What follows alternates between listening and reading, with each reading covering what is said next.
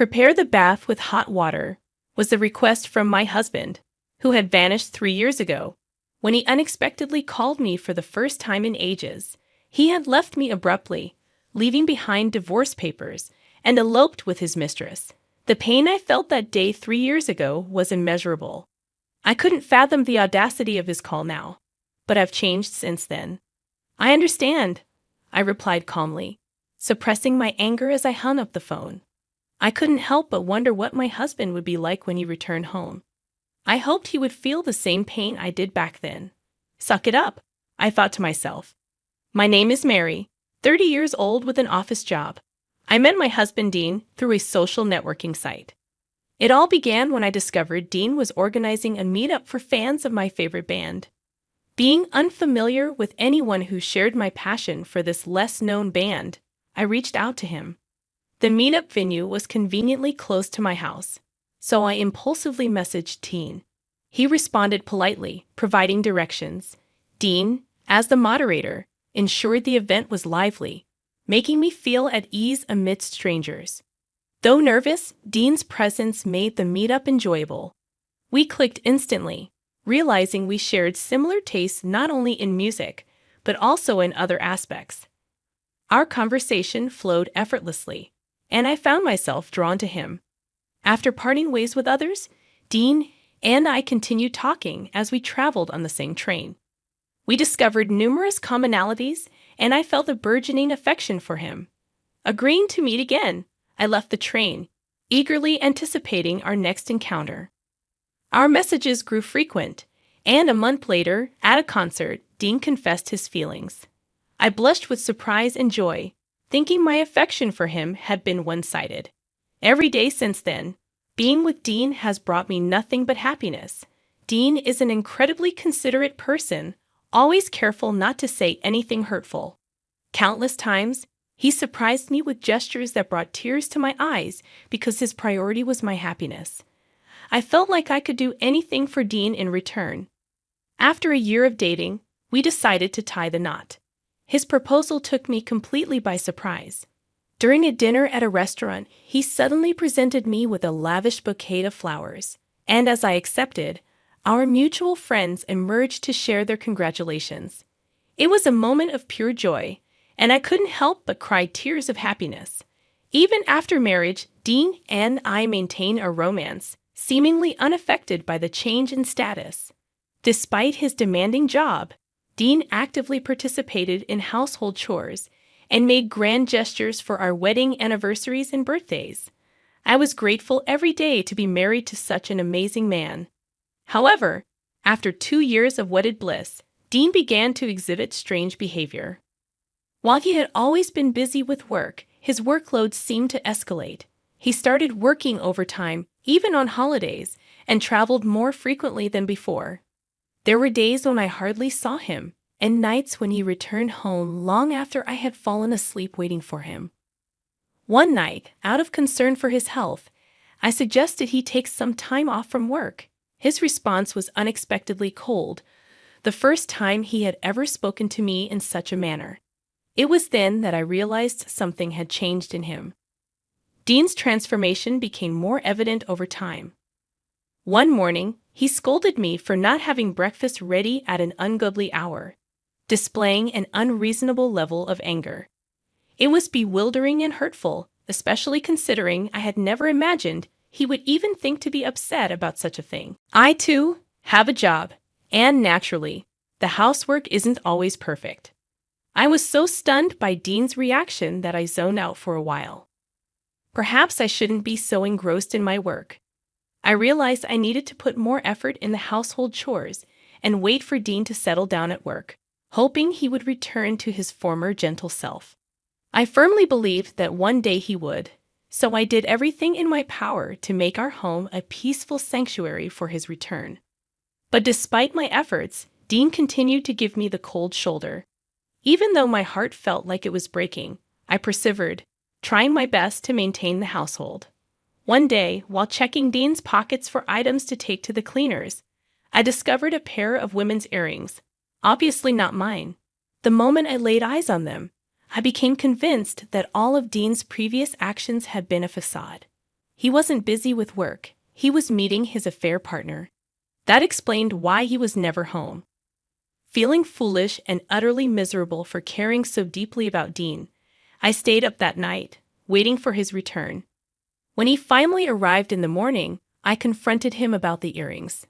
"Whose earrings are these?" "They were in your suit pocket." I tried to keep a calm tone, hoping for a rational discussion, but Dean's response was nonchalant. "Oh, they belong to my girlfriend." "Thanks, I'll return them tomorrow." His indifference stunned me. There was no hint of remorse or panic, as if having an affair was normal. Unable to contain my emotions, I accused him sharply. "You're not even going to apologize, or acknowledge that you're doing something wrong? We're married, aren't we?" Dean's retort was swift and cunning. "Shut up. You're the cause of this mess." As he stormed towards the bathroom, I realized I hadn't heated the water in the tub, a detail no wife would prioritize during such a confrontation. But Dean's accusation echoed in my mind. "Why haven't you heated up the water? Can't you even do that?" I was at a loss. He showed no intention of discussing or ending the affair.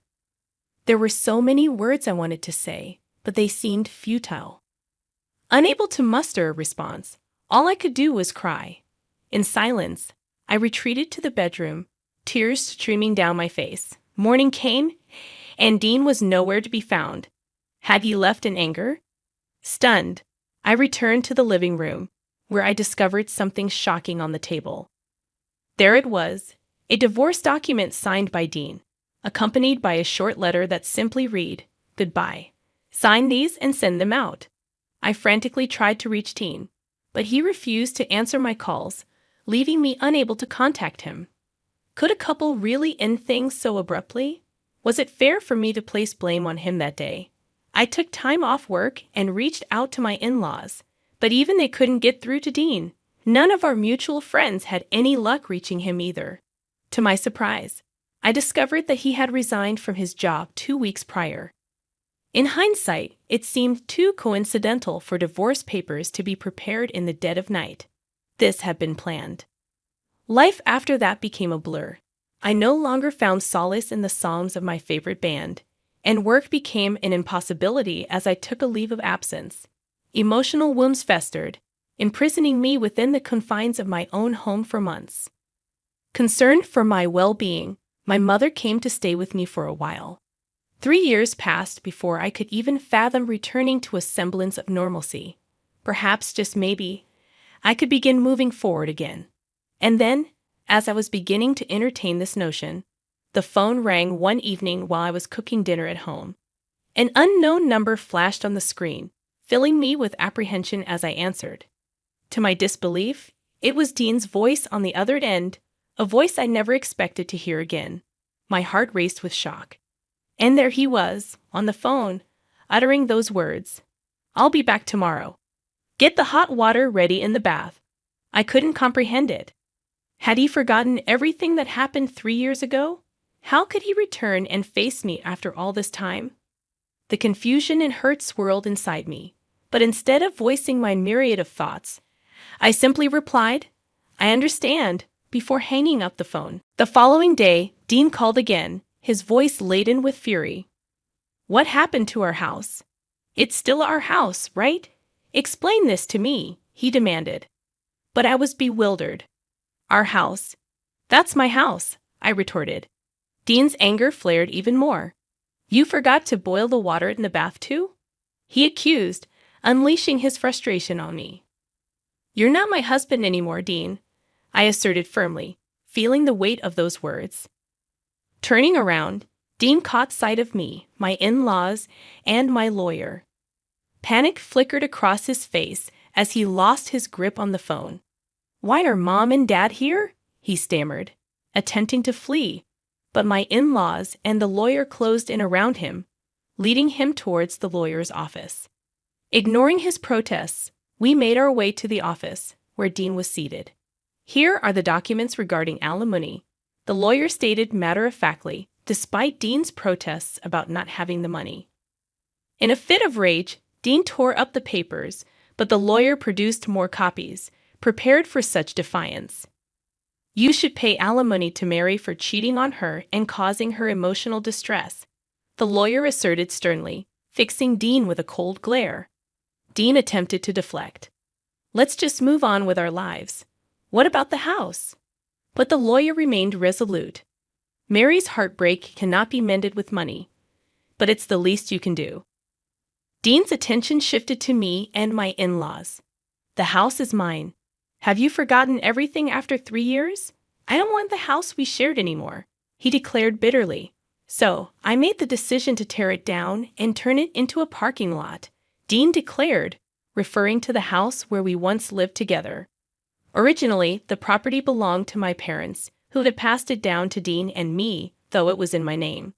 You got it from your parents, so it should be in your name, Dean stated, conveniently forgetting that detail. But I wasn't about to let him off the hook.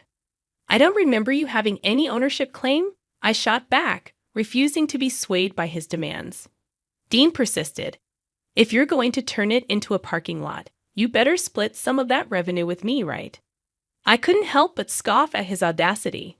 How long are you going to keep up this charade?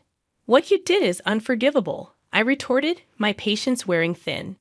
You're 30 years old and still don't realize it. You're a good-for-nothing, I added, feeling a surge of anger and frustration. My father-in-law intervened, delivering a verdict on Dean's behalf. You're right. The only thing left for you to do is pay alimony and disappear from our lives, he declared, his tone unwavering. As I watched Dean's crestfallen expression, I couldn't help but feel a pang of satisfaction. There's no way we're starting over, I asserted firmly. You served me those divorce papers, remember?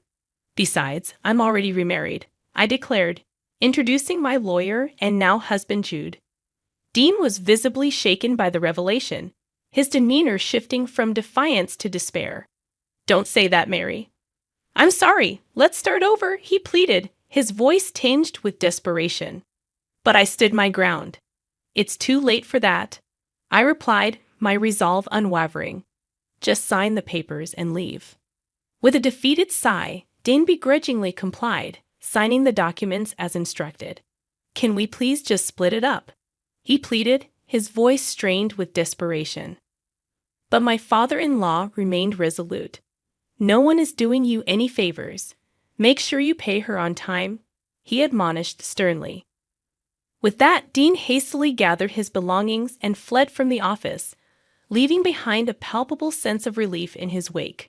My in-laws apologized profusely for his behavior, and Jude assured me that he would ensure Dean paid his alimony promptly. True to his word, Jude navigated the legal process with finesse, ensuring Dean paid a lump sum as alimony.